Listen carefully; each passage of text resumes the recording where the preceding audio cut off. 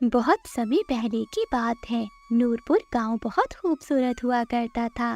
वहाँ एक लकड़हारा रहता था जिसका नाम राजू था। राजू बहुत मेहनती और ईमानदार था।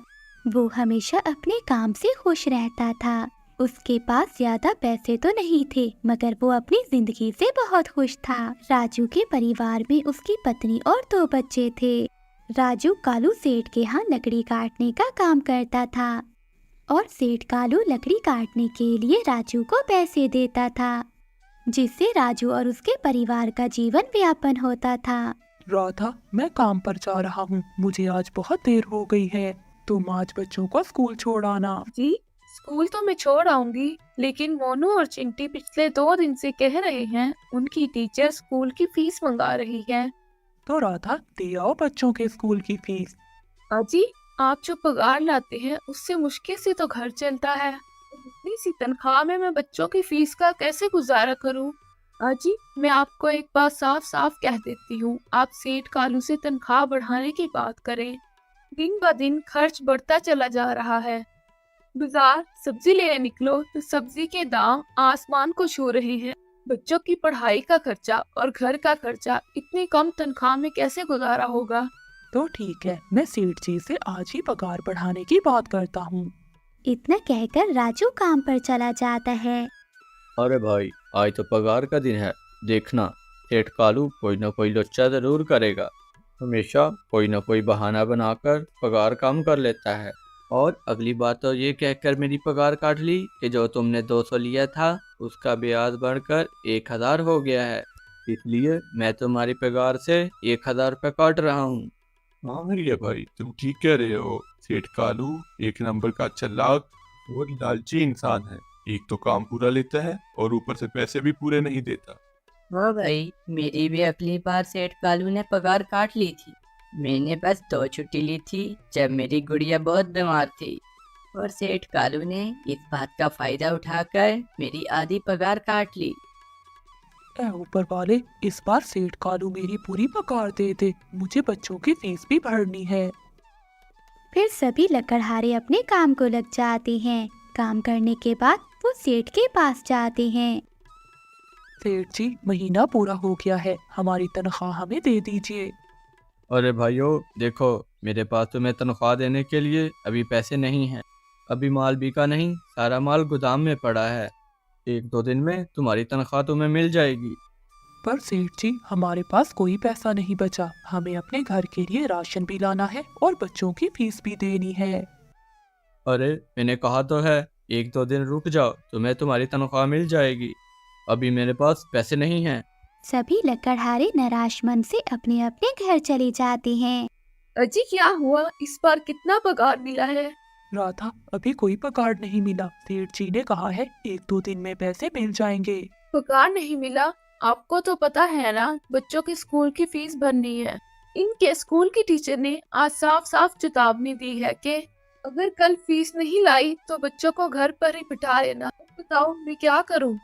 मैं क्या करूं राधा, सेठ जी कभी भी टाइम पर पैसे नहीं देते। अब तो हम इंतजार के सिवा कुछ नहीं कर सकते। बस 1-2 दिन की बात है, हम देख लेंगे। ऐसे ही 2 दिन गुजर जाते हैं। 2 दिन के बाद कालू सेठ उन्हें पगार दे देता है। अरे हरिया, ये ले अपनी पगार। पर सेठ जी, ये तो 2000 हैं। मैंने इस महीने 3000 तक का काम किया है। हाँ हाँ, काम तो किया है, लेकिन तूने 1-1 घंटा आराम भी तो किया है। ये पैसे उसी आराम के काटे हैं। पर सेठ जी, आपने तो कहा था 8 घंटे काम के 3000 मिलेंगे, और मैंने 8 घंटे काम किया और 1 घंटे आराम। हाँ हाँ, मुझे ना समझा। ये 2000 रख, अगर नहीं चाहिए तो जा कहीं और काम ढूंढ ले। बेचारे काका हरिया के पास उन पैसों को लेने के अलावा कोई चारा नहीं था। काका हरिया चुपचाप पैसे रख लेता है। ये लो तुम्हारे 2500 रुपए। मगर सेठ जी, 2500 क्यों? मेरे तो 3000 बनते हैं। मैंने तो ना कोई छुट्टी की और ना ही आराम। मैंने अपना सारा काम समय पर किया है।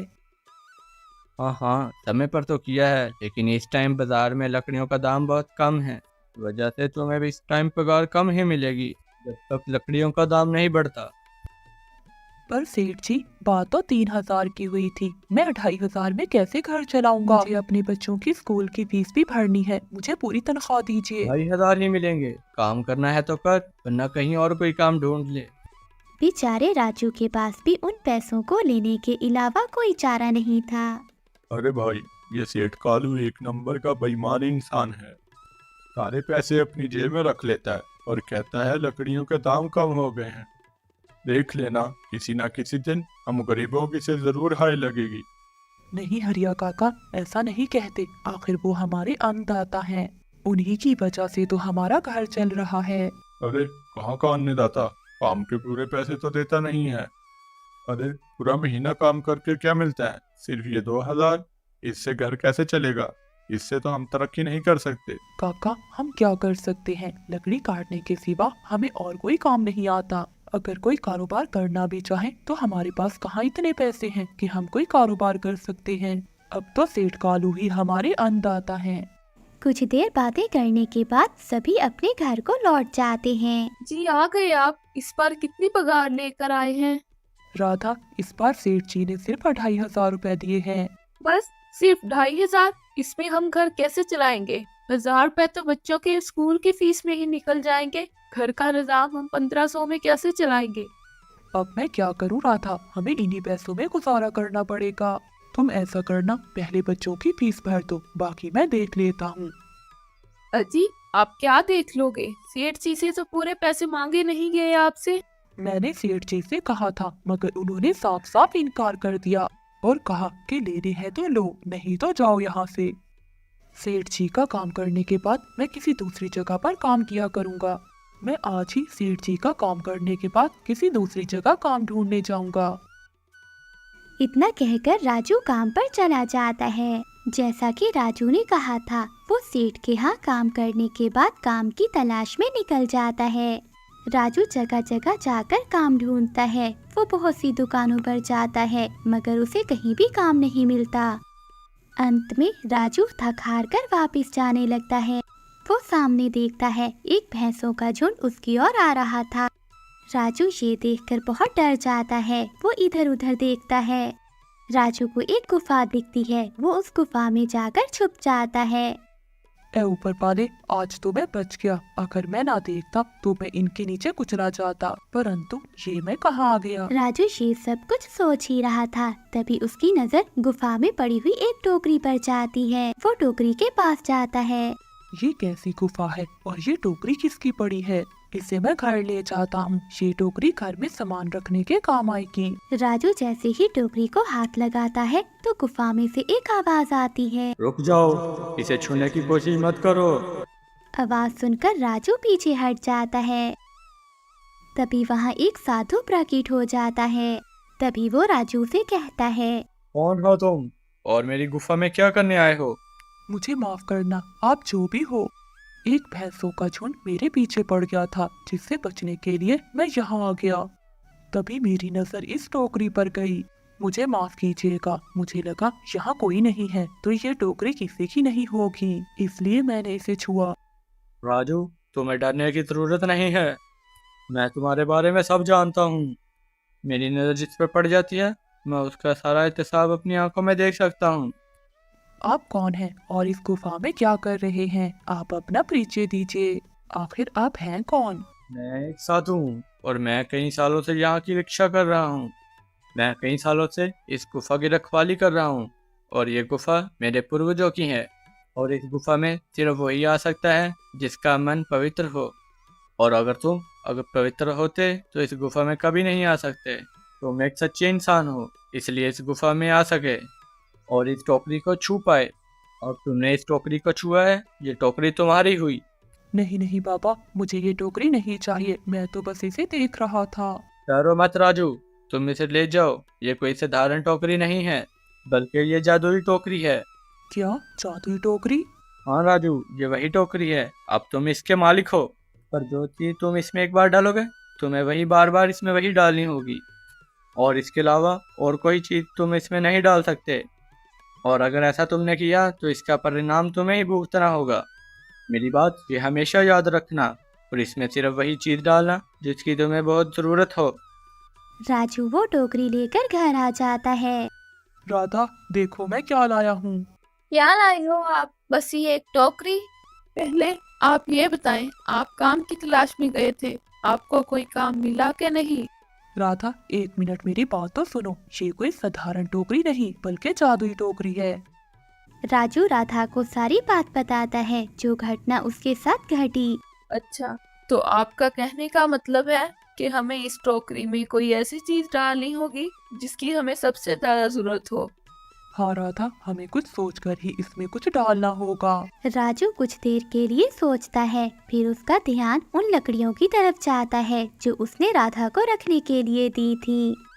राधा, तुम्हें याद है कि मैंने तुम्हें एक चंदन की लकड़ी दी थी, वो ले आओ। हाँ, दी तो थी। हाँ, तो तुम वो ले आओ। हम वही लकड़ी टोकरी में डालेंगे और उस लकड़ी से हम अपना व्यापार शुरू करेंगे। वो जैसे ही चंदन की लकड़ी टोकरी में डालते हैं तो वहाँ ढेर सारी लकड़ियाँ आ जाती हैं। अरे वाह, ये तो चमत्कार ही हो गया। ये देखिए कितनी सारी चंदन की लकड़ियां जमा हो गई। अगर आप इसको बेचेंगे तो इससे कई सारे पैसे जमा हो जाएंगे। हाँ राधा, मैं कल सुबह इन लकड़ियों को बेच आऊंगा। इनको बेचकर जो भी पैसे मिलेंगे उनसे बच्चों की फीस दे आना और बाकी पैसे हम संभाल कर रख लेंगे। अगले दिन राजू सेठ के यहाँ काम करने नहीं जाता, बल्कि वो उन लकड़ियों को लेकर शहर में जाता है। राजू ने उन लकड़ियों को बाजार के दाम से सस्ते दामों में बेचा, जिसकी वजह से आम लोगों के साथ साथ बड़े व्यापारियों ने भी लकड़ियों को खरीदा। राजू पैसे लेकर घर वापस आ जाता है। देखो राधा, मुझे कितने सारे पैसे मिले। राजू को लकड़ियाँ बेचकर बहुत सारे पैसे मिलते हैं। राधा, इन पैसों में से बच्चों की स्कूल की फीस भर देना। अच्छा, मैं काम पर जा रहा हूँ। अजी, अब तो आपके पास ये जादुई टोकरी है, तो अब आपको उस सेठ कालू के यहाँ काम करने की क्या जरूरत है? हाँ राधा, मैं सेठ कालू के यहाँ काम करने नहीं जा रहा, बल्कि वहाँ के लकड़हारों को खुशखबरी देने जा रहा हूँ, क्योंकि मेरे साथ साथ वो सब भी कालू सेठ से बहुत परेशान थे। अगर मेरा भला हो रहा है तो मेरे साथ उनका भी भला होना चाहिए। वो सब ईमानदार लकड़हारे हैं, वो सब मेहनत से काम करते हैं, मगर सेठ कालू ने कभी उनको मेहनत के पैसे नहीं दिए। इसलिए मैंने सोचा है उन सबको अपने काम में शामिल कर लेता हूँ। हाँ जी, बात तो आपकी बिल्कुल सही है। अगर आप सब मिलकर काम करेंगे तो हम बहुत ही जल्द तरक्की हासिल कर लेंगे। गर्मियों की दोपहर में गांव के चौराहे पर कुछ किसान बैठे हुए थे। उन सबके चेहरों पर चिंता और थकान झलक रही थी। जमींदार के गुंडे गांव में घूम रहे थे। अजय एक कोने में अपनी पत्नी सीमा से बातें कर रहा होता है। सीमा, ये बहरू सिंह हमारी जान तक ले लेगा। वो हमारी जमीन छीन कर क्या करेगा? जब खेतों में कुछ उगेगा ही नहीं तो ये लालच किस काम का? अजय, क्रोध से कुछ नहीं होगा। हमें अपनी जमीन बचाने के लिए कोई और तरीका ढूंढना होगा। कैसा तरीका सीमा? बारिश नहीं हुई, फसल नहीं उगी, हमारी बंजर जमीन पर कुछ नहीं बचा। अब इस गांव में रहना मौत को बुलाने जैसा है। तभी गांव के मुखिया अजय के पास आते हैं। अजय, तुम बिल्कुल ठीक कह रहे हो। बहरू सिंह ने गांव को नर्क बना दिया है। लेकिन बेटा, अगर तुम जैसे लोग भी हार मान जाओगे तो हमारे गांव का क्या होगा? मुखिया जी, मैं लड़ना चाहता हूँ, मगर कैसे? मेरे पास कुछ भी नहीं बचा। अजय बेटा, तुम्हारे पास तुम्हारी हिम्मत और मेहनत है, ये मत भूलो। अजय चुप कर जाता है, मगर उसकी आंखों में गुस्सा और सवाल दिखाई दे रहे थे। अगले दिन अजय थका हुआ जंगल में एक पेड़ के नीचे बैठा हुआ था। उसके चेहरे पर चिंता की लकीरें थीं। अचानक उसे पेड़ों के पीछे से किसी के चलने की आवाज सुनाई देती है। तभी एक साधु अजय के पास आता है। क्या सोच रहे हो बेटा? आप कौन है पापा, और इस वीरान जगह पर क्या कर रहे हैं? बेटा, मैं एक मुसाफिर हूँ, मगर तुमसे ज्यादा खोया हुआ नहीं हूँ। लगता है बेटा, तुमने जिंदगी से हार मान ली है। हारता वही है जिसके पास कुछ बचा ना हो। मेरी जमीन बंजर है, मेरा परिवार भूखा है। बहरू सिंह मेरा सब कुछ छीनने पर तुला हुआ है। अब हार ही मात्र एक रास्ता है। बेटा, हारने वाला नहीं बल्कि लड़ने वाला ही दुनिया बदलता है। तुम किसान हो और किसान के हाथ में धरती को बदलने की ताकत है। क्या ताकत? मेरी जमीन बंजर है, उसमें अब कोई भी ताकत नहीं बची। तो ताकत मैं दूंगा। ये लो बेटे, ये 3 बीज, इसे अपनी जमीन पर बो देना। और बेटे याद रखना, जो उगेगा वो तुम्हारी किस्मत बदल देगा। वो साधु बाबा अजय को 3 बीज देता है। बाबा, ये बीज कैसे हैं? क्या ये कोई जादू है? बेटा, जादू और मेहनत में फर्क तुम्हें बहुत जल्दी समझ आ जाएगा। लेकिन बेटा याद रखना, जो चमकेगा उसे संभाल पाना आसान नहीं होगा। फिर साधु बाबा वहाँ से चले जाते हैं और अजय की पत्नी सीमा वहाँ आती है। पति जी, ये बाबा कौन थे और मैंने इनकी सारी बातें सुन ली हैं। क्या ये बीज सच में हमारी मदद करेंगे? मुझे खुद नहीं पता सीमा, मगर इन बीजों को बोने में नुकसान तो नहीं है। शायद ये हमारी आखिरी उम्मीद हो। अगर आपको इन पर भरोसा है तो मुझे भी है। मुझे पूरा यकीन है कि चमत्कार हो सकता है। फिर पति पत्नी खेतों में जाते हैं और वहाँ जाकर वो बीज बो देते हैं। उन दोनों ने बीज बोकर एक दूसरे की तरफ देखा। उनके चेहरे पर उम्मीद और डर का मिश्रण था। सीमा, अब हमें इंतजार करना होगा। ये बीज क्या करते हैं, ये तो आने वाला समय ही बताएगा। वो दोनों अपने झोंपड़े में लौट आए। अगली सुबह वो दोनों खेत की ओर जाने लगे। उन्हें ये देखकर हैरानी हुई कि उनकी जमीन पर 3 छोटे छोटे पौधे निकल आए हैं। वो 3 पौधे रात के तारों की तरह चमक रहे थे। पति जी, ये क्या है? हमारी जमीन तो बंजर थी, फिर ये पौधे भला कैसे उगाए? सीमा, ये वही बीज है जो हमें साधु बाबा ने दिए थे। ये कोई आम पौधे नहीं लगते, ऐसे लगते हैं जैसे आसमान के तारों से जुड़े हों। अजय, ये चमत्कार है, हमारी जमीन पर रोशनी आ गई है। पति जी, अब हमारा गांव भी खुशहाल हो सकता है। वो दोनों पति पत्नी एक पल के लिए खुश हुए। लेकिन सीमा, अगर जमींदार और गांव वालों को पता चल गया तो हमारे लिए ये पौधे मुसीबत बन जाएंगे। हमें संभल कर रहना होगा अजय, मगर सच को ज्यादा दिन तक छुपाया नहीं जा सकता। अगले दिन गांव के सभी लोग अजय के खेत के पास जमा हुए। वो सब चमकदार पौधों को देख रहे थे। उनकी आंखों में एक खुशी थी। उसी भीड़ के बीच में जमींदार के एक आदमी ने ये सब देखा और वो थोड़ा थोड़ा जमींदार को बताने गया। अरे भाई, ये पौधे तुम्हारी जमीन में कैसे उगाए? मुझे नहीं पता, मैंने बस मेहनत की है। अजय बेटा, तुम्हारी जमीन ने एक नई किरण दिखाई है, लेकिन हमें सावधान रहना होगा। अगर ये बात जमींदार तक पहुंच गई तो वो खेत पर कब्जा कर लेगा। अजय कुछ कहने ही वाला था कि दूर से भैरव सिंह और उसके साथी आते हुए दिखाई दिए। उसने खेत के चमकदार पौधों को देखा। तो अजय, ये है तुम्हारा चमत्कार। मेरी जमीन पर ये जादू उगाकर तुमने मेरी आंखों में धूल झोंकने की हिम्मत की है। जमींदार, ये जमीन मेरी है और मैंने ही इस पर मेहनत की है। इन पौधों पर आपका कोई भी अधिकार नहीं है। तुम्हारी जमीन, तुम्हारी हिम्मत कैसे हुई इसे अपनी जमीन कहने की? ये पूरा गांव और हर जमीन मेरी जागीर है और ये सब पौधे भी मेरे हैं। अजय, आज से ये जमीन मेरी है। अगर तुमने मेरी बात का विरोध किया तो अंजाम का इंतजार करना। जमींदार, ये अन्याय है, आपको इससे कुछ नहीं मिलेगा। मुझे सोना मिलेगा। ये पौधे कोई आम नहीं है। मुझे इनकी चमक से खजाने की गंध आ रही है। फिर जमींदार वहाँ से चला गया। उसने अजय की जमीन पर कब्जा कर लिया। अजय और सीमा अपने घर के आंगन में बैठे हुए थे। साधु बाबा फिर से वहाँ आए। अजय बेटा, मैंने तुम्हें पहले ही चेतावनी दी थी। इन पौधों की चमक केवल तुम्हारी मेहनत का फल नहीं, बल्कि एक रहस्य का द्वार है। बाबा जी, कौन सा रहस्य? बेटा, ये पौधे किसी और दुनिया का दरवाजा खोलते हैं। वहाँ खजाना है, मगर लालच भरे इंसान वहाँ नहीं पहुँच सकते। अगर ऐसा है तो जमींदार वहाँ भी पहुँचने की कोशिश करेगा। साधु बाबा जी, हमें क्या करना होगा? तुम्हें वो दरवाजा खोलना होगा, मगर याद रखना, जो भी वहाँ जाएगा वो अपनी मन की सच्चाई का सामना करेगा। फिर साधु बाबा दोनों को खेत में ले आता है। अच्छे बेटा, समय आ गया है, वो दरवाजा खुलने ही वाला है। तुम दोनों को वहाँ जाना होगा, मगर याद रखना खजाने तक पहुँचना आसान नहीं होगा। लालच और बहस तुम्हारे सबसे बड़े दुश्मन बन सकते हैं। बाबा, अगर इससे हमारे गांव के लोगों को जीवन मिल सकता है तो हम तैयार हैं।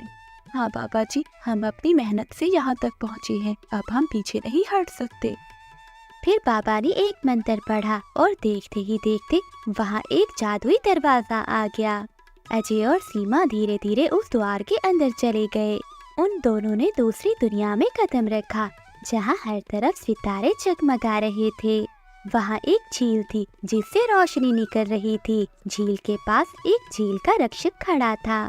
कौन हो तुम और यहाँ क्या करने आए हो? मैं अजय हूँ, एक किसान। मैं यहाँ से अमृत जल लेने आया हूँ ताकि अपनी बंजर जमीन को फिर से हरा भरा बना सकूँ और अपने गांव वालों की भूख मिटा सकूँ। ये अमृत जल केवल उसी को मिलेगा जो सत्य होगा। ये जल लालचियों को नष्ट कर देता है। क्या तुम्हारा दिल सच्चा है? हम दोनों ने बहुत मेहनत से इन पौधों को उगाया है। हमारा मकसद सिर्फ गांव के लोगों को बचाना है।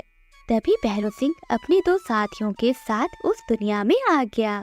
तो यही है वो खजाना। अजय, तुम मूर्ख हो, अब ये खजाना मेरा है। इसे मैं सोने और धान में बदल दूंगा। अमृत जल लालचियों के लिए नहीं है। अगर तुम इसे छुओगे तो ये तुम्हारा विनाश कर देगा। कोई मुझे नहीं रोक सकता। मैं अपनी ताकत से इसे हासिल कर लूंगा। जैसे ही भैरव सिंह ने पानी को छुआ तो आग ने उसको और उसके साथियों को लपेट में ले लिया। भैरव सिंह और उसके साथी चीखते हुए नष्ट हो गए। देख लिया, लालच का यही अंजाम होता है। हमने देखा और समझा भी, मगर हमारा उद्देश्य सिर्फ अपने गांव को बचाना है। क्या हमें ये जल मिलेगा? हाँ बेटे, अवश्य मिलेगा। फिर अजय और सीमा वो अमृत जल लेकर वापिस अपने गांव पहुंचते हैं। उन्होंने अमृत जल अपनी जमीन पर छिड़का और देखते ही देखते बंजर जमीन पर हरियाली उगने लगी। गांव के लोग खुशी से झूम उठे।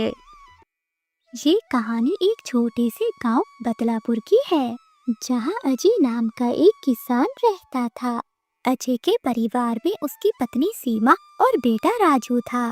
अजय के पास गांव में एक जमीन थी, जहां वो खेती करके अपने परिवार का पालन पोषण करता था। मगर अब उसकी जमीन पहले की तरह अच्छी नहीं रही थी। धीरे धीरे उसकी जमीन से अब पैदावार भी कम होने लगी थी। इसी चिंता में वो अपनी जमीन के पास बैठा होता है और कमाने का कोई और जरिया सोचने लगता है। दिन ब दिन मेरी जमीन से उगने वाली फसल कम होती जा रही है। लगता है मुझे कोई और जमीन लेकर काम करना होगा, या तो कोई और जरिया ढूंढना होगा कमाने का। अब मैं इस जमीन के भरोसे नहीं रह सकता हूँ। चलो एक बार सीमा से जाकर राय लेता हूँ, देखते हैं वो क्या कहती है। अजय तुरंत अपने घर की ओर चल पड़ता है। वो जाते ही अपनी पत्नी सीमा को आवाज लगाता है। सीमा, जरा यहाँ आना, तो तुमसे एक जरूरी बात करनी है। अपने पति की बात सुनकर सीमा वहाँ आ जाती है। क्या हुआ पति जी, आपने मुझे बुलाया क्या? हाँ सीमा, मुझे तुमसे एक राय लेनी है। हाँ हाँ बोलिए, क्या बात है? सीमा, तुम तो जानती हो हमारी जमीन अब पहले की तरह अच्छी नहीं रही है।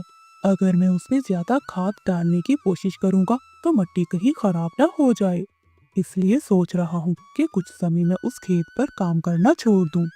हर साल थोड़ी थोड़ी खाद उसमें डालता रहूँगा, जिससे कुछ सालों के बाद वो पहले की तरह ठीक हो जाएगी और फिर उसमें खेती करना शुरू कर दूँगा। हाँ पति जी, ये बिल्कुल ठीक रहेगा। इससे आपकी जमीन भी ठीक रहेगी और उसमें उगने वाली फसल भी। हाँ सीमा, मगर तब तक मैं क्या करूं? मेरे पास तो कोई दूसरी जमीन नहीं है, तो घर का खर्च चलाने और राजू की पढ़ाई के लिए पैसे कहाँ से लाऊंगा मैं? पति जी, आप एक काम क्यों नहीं करते? आप जाकर गांव के मुखिया से मिल लीजिए। वो बहुत अच्छे नेक दिल हैं, वो आपकी मदद जरूर करेंगे। हाँ सीमा, ये बिल्कुल ठीक रहेगा। हाँ, अगर जमींदार काका मुझे नया काम करने का कहेंगे तो वो मेरी उसमें मदद करेंगे। तो ठीक है सीमा, मैं कल सुबह ही काका से मिलने चला जाऊंगा। अगली सुबह अजय जमींदार के घर के लिए निकल पड़ता है। अजय घर पर पहुंचकर जमींदार काका को आवाज देता है। जमींदार काका, क्या आप घर पर हो? अजय की आवाज सुनकर जमींदार बाहर आता है। क्या हुआ अजय, क्या करने आए हो? क्या कोई काम था? हाँ जमींदार काका, आपकी कुछ मदद चाहिए थी।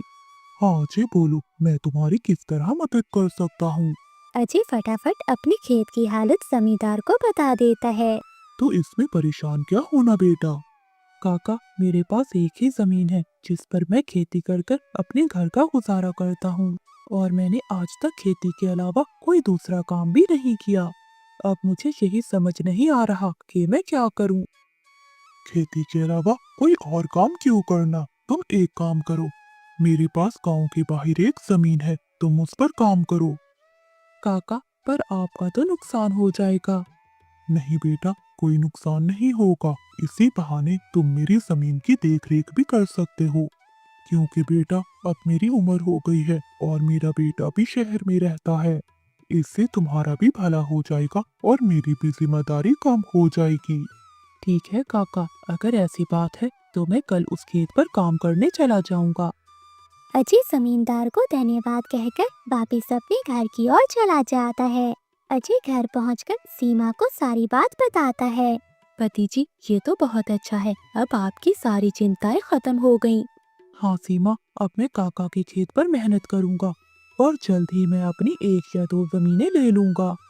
अजय घर से काम करने के लिए निकलने वाला होता है तो उसे ख्याल आता है और वो अपनी पत्नी को बुलाता है। सीमा, यहाँ आना तू। सीमा अपने पति की बात सुनकर वहाँ आती है। जी पति जी, आपने बुलाया मुझे? हाँ सीमा, काका का खेत गांव के बाहर है, तो मुझे शाम को घर लौटने में देर भी हो सकती है। अगर मुझे देर भी हो जाए तो तुम और राजू खाना खाकर सो जाना। ठीक है, आप अपना ध्यान रखना। फिर अजय वहाँ से खेतों पर चला जाता है। चलो पहुँच गया हूँ तो जल्दी से काम शुरू कर देता हूँ। अजय अपनी कुदाल उठाकर खेतों में काम करना शुरू कर देता है। अजय को अभी काम करते हुए कुछ समय हुआ ही था कि पीछे से एक सांप आकर उसे काट लेता है। सांप के काटते ही अजय चक्कर खाकर नीचे गिर जाता है। यहाँ अजय सांप के काटने से बेहोश हो चुका था, लेकिन गांव के बाहर होने के कारण उसके घर वालों को अभी तक कोई खबर भी नहीं पहुंची थी। सुबह की अब रात हो जाती है और सीमा अपने पति का इंतजार कर रही होती है। अपनी माँ को परेशान देखकर राजू अपनी माँ से पूछता है, क्या हुआ माँ, बाबा अभी तक क्यों नहीं आए? राजू बेटा, तुम्हारे पिता आज काम करने गांव के बाहर वाले खेतों में गए हैं और उन्होंने मुझे बोला भी था कि उन्हें आते आते देर हो जाएगी, परंतु बेटा अब कुछ ज्यादा ही समय हो गया है। माँ, आप क्यों चिंता कर रही हो? जब पिताजी ने बोला था कि उन्हें आने में देर होगी तो कुछ सोचकर ही बोला होगा। मामा, एक काम कीजिए, आप जाकर सो जाइए। अपने बेटे की बात सुनकर सीमा अपने कमरे में जाकर सो जाती है। अगली सुबह जब सीमा देखती है कि अजय अभी तक घर नहीं आया तो वो परेशान होकर सीधा जमींदार के घर चली जाती है। सीमा परेशान होकर काका से पूछती है, काका, कल से अजय आपके खेतों में काम करने गए थे मगर अभी तक लौट कर नहीं आए। क्या कहा बेटी? अजय कल गया था और अभी तक लौट कर नहीं आया? हाँ काका, उन्होंने कहा था कि खेत गांव के बाहर है तो आते आते रात हो जाएगी, मगर अब रात गई और सुबह भी हो गई है मगर अजय अभी तक नहीं आए। चिंता नहीं करो बेटी, मुझे कुछ समय दो, मैं अभी किसी को भेजकर पता लगाता हूँ कि अजय कहाँ है। अजय तुरंत अपने घर पर काम करने वाले अक्षय को भेजता है। कुछ देर बाद अक्षय जमीन पर पहुंच जाता है। अक्षय वहां का दृश्य देखकर हैरान हो जाता है। अरे ये क्या, अजय का तो पूरा शरीर नीला पड़ चुका है। मुझे तो लगता है इसे किसी सांप ने काटा है। मुझे तुरंत जमींदार को ये बात बताना होगी। अक्षय वहां से भागते भागते जमींदार के घर जाता है। जैसे ही अक्षय घर पहुंचता है तो उसके कुछ बोलने से पहले ही जमींदार उससे पूछता है, क्या हुआ अक्षय, तुम इतना भागकर क्यों आए हो? क्या हुआ, अजय मिला तुम्हें कहीं? फिर अक्षय जमींदार को सारी बात बता देता है जो उसने खेत में देखा था। अक्षय की बात सुनकर सीमा भी रोने लगती है। अक्षय जा तुम वैद जी को लेकर वहाँ पहुँचो और मैं सीमा बेटी को लेकर वहाँ आता हूँ। सीमा बेटी, तुम रोना बंद करो क्योंकि तुम्हारे रोने से अजय ठीक नहीं होगा। फिर जमींदार सीमा को साथ लेकर अजय के पास जाते हैं। जब जमींदार और सीमा खेत में पहुंचे तो उन्होंने देखा कि अजय बेहोश पड़ा था। अजय का पूरा शरीर नीला पड़ चुका था। सीमा रोने लगती है। तभी वहाँ वैद्य जी आ जाते हैं। आते ही वैद्य जी अजय का जायजा लेते हैं। क्या हुआ वैद जी, अब कैसी हालत है अजय की? देखिए जमींदार जी, मैं आपको झूठ बोलकर अंधेरे में नहीं रखना चाहता, पर अजय की हालत बहुत खराब है।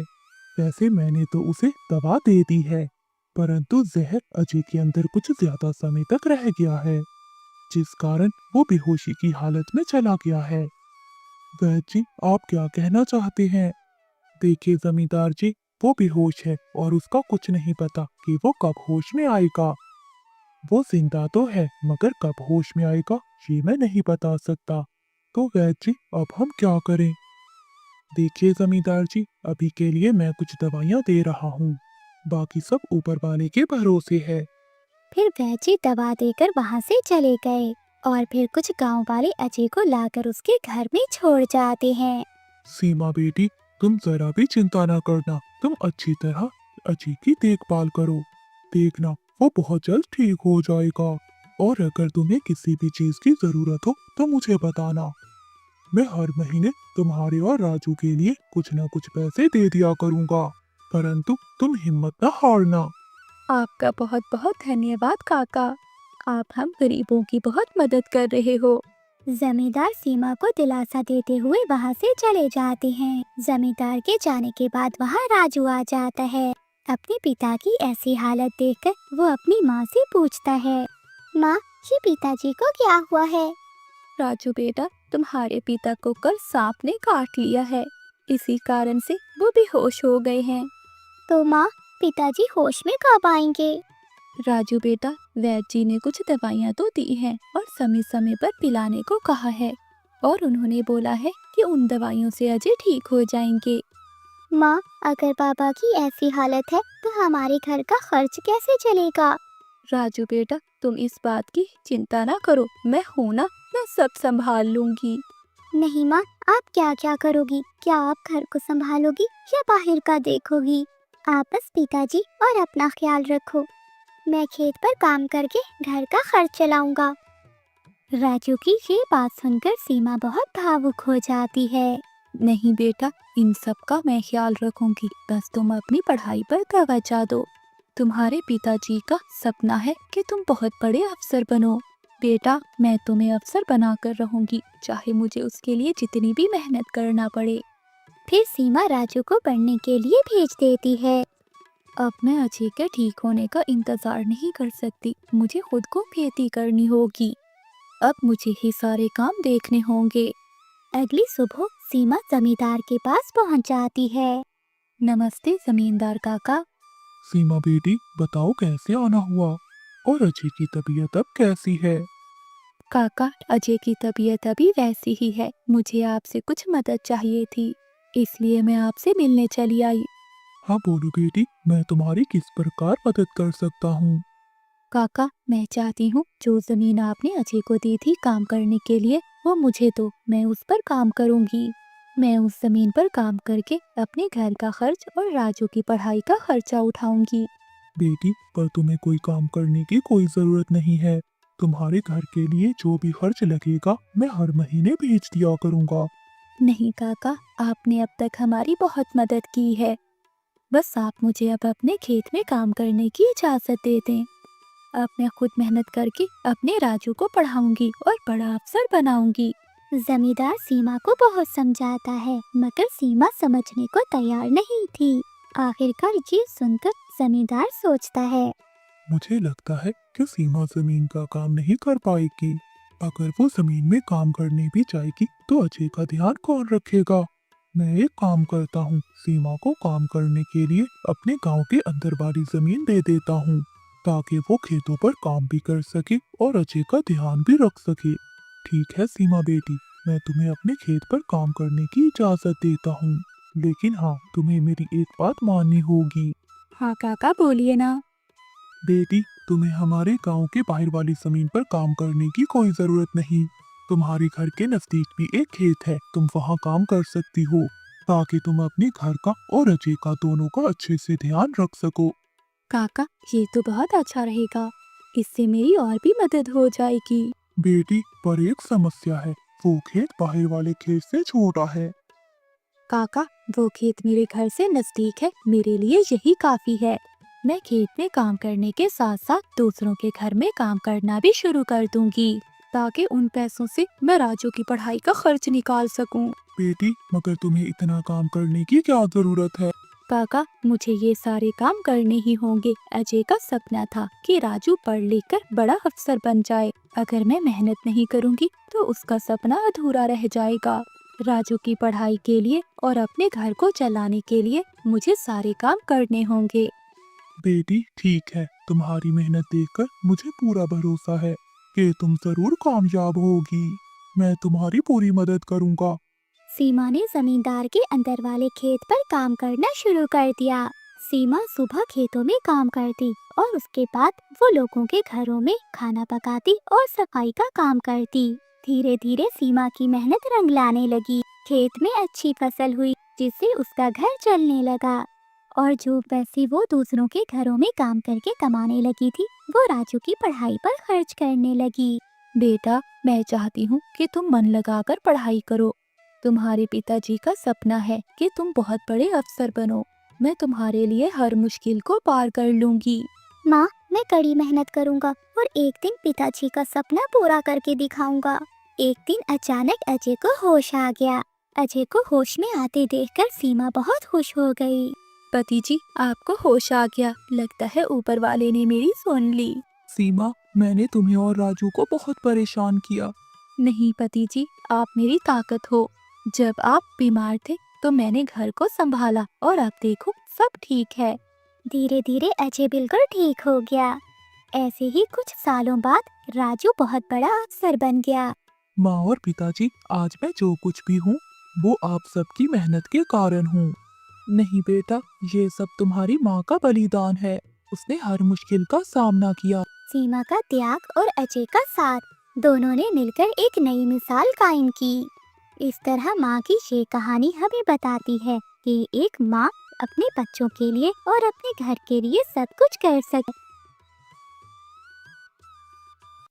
एक गांव में कुंदन नाम का एक लड़का रहता था। कुंदन बहुत गरीब था। जब वो केवल 17 बरस का था तो उसके माता पिता की मृत्यु हो गई थी। आज तक कुंदन ने केवल दुख ही झेले थे। उसकी जिंदगी में हर समय उल्टा ही होता रहता था। उसके पिता के मरने के बाद गांव के एक सेठ चंदन लाल ने उससे कहा, कुंदन के बच्चे, तेरे बाप ने मुझसे बहुत सारा कर्ज लिया था। वो तो मुझे कर्ज दिए बिना ही ऊपर चला गया। तू बता कि मुझे कर्ज कैसे वापस करेगा? सेठ जी आप तो जानते हैं कि मेरे पास कुछ भी नहीं है। मैं आपको कैसे कर्ज लौटा पाऊंगा? ले दे के मेरे पास एक झोपड़ी है जिसमें मैं रहता हूँ।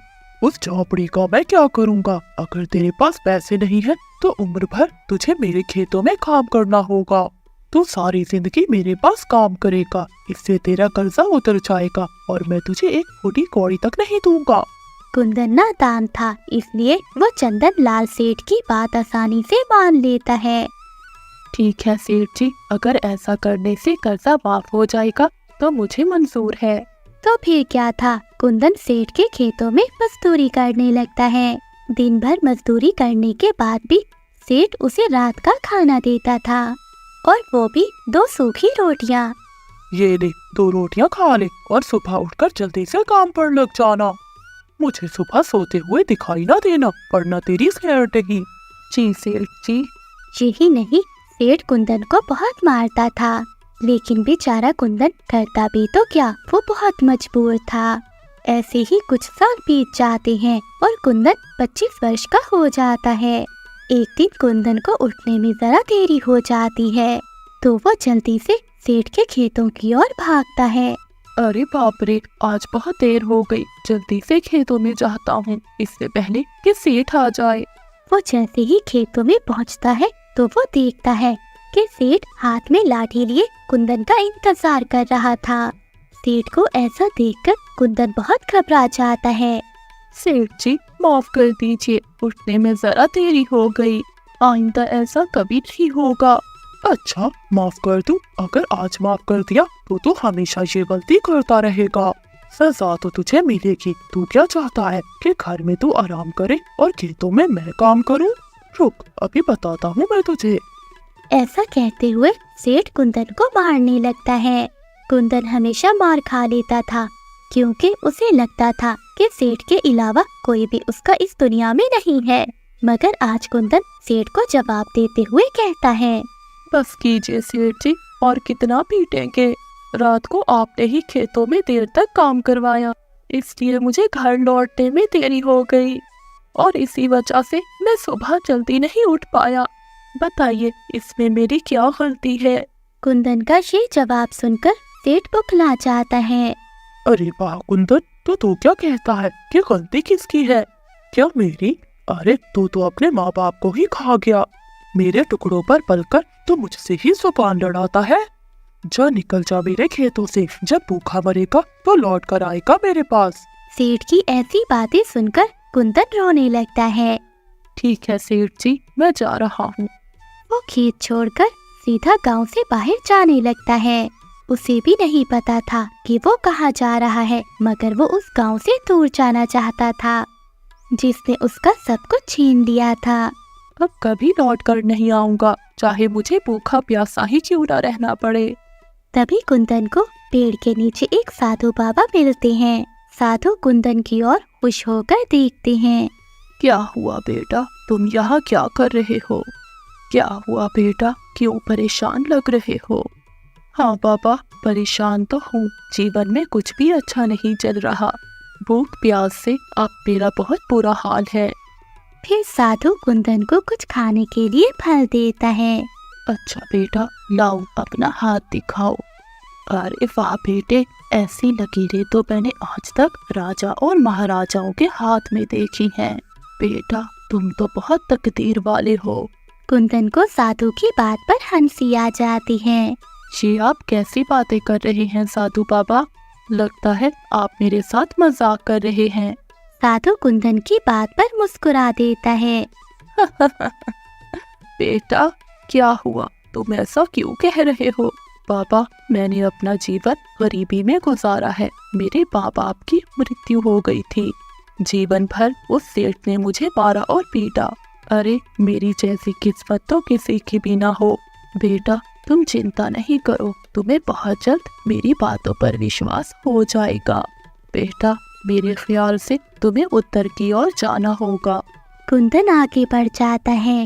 वो चलते चलते एक गांव के पास आता है कि तभी उसे हीरालाल नाम के आदमी की मिठाई की दुकान दिखाई देती है। हीरालाल एक बूढ़ा आदमी था और सभी ग्राहकों से बहुत प्यार से बात करता था। कुंदन को देखकर वो उससे कहता है, अरे बेटा क्या हुआ, तुम्हें कौन सी मिठाई चाहिए? तुम यहाँ के तो नहीं लगते।